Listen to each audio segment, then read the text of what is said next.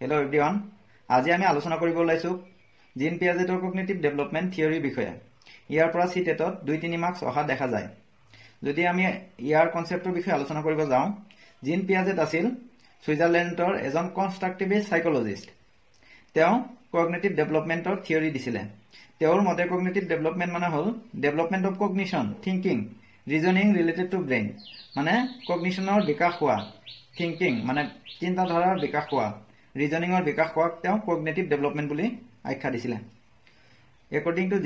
Jean Piagetor মতে thought come first then language মানে প্ৰথমতে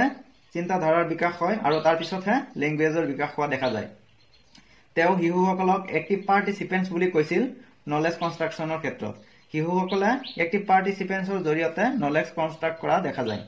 তেওঁ শিশুসকলক লিটল সাইন্টিস্ট বুলি কৈছিল তেওঁৰ মতে শিশুসকলৰ চিন্তাধাৰা চাইল্ড্ৰেন থটস শিশুসকলৰ চিন্তাধাৰা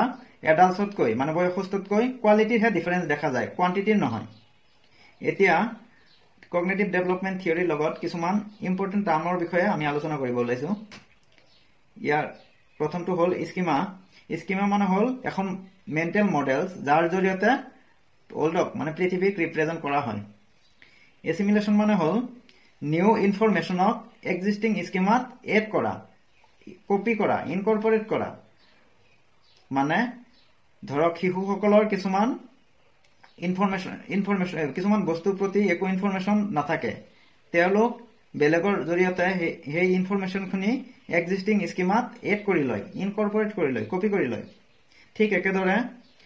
একমোডেশন মানে হল ওল্ড স্কিমাত নতুন ইনফৰমেশনৰ জৰিয়তে মডিফাই কৰা ৰিএৰেঞ্জ কৰা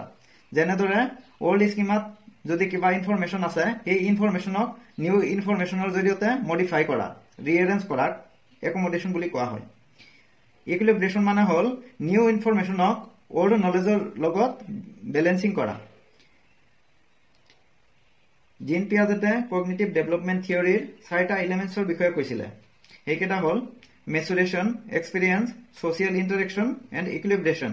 মেচুৰেশনত জিন আৰু হেৰিডিটিৰ কথা আহি যায় এক্সপেৰিয়েন্সত এক্টিভিটিৰ কথা আহি যায় সোশিয়েল ইন্টাৰেকশনত পাৰ্টিসিপেন্টৰ কথা আৰু ইকুইলিব্ৰেশনত বেলেন্সিংৰ কথা আহি যায় নেক্সট ভিডিওত আমি কগনিটিভ ডেভেলপমেন্ট থিওৰিৰ যিকেইটা স্টেজ আছে এই স্টেজৰ বিষয়ে আমি আলোচনা কৰিম ধন্যবাদ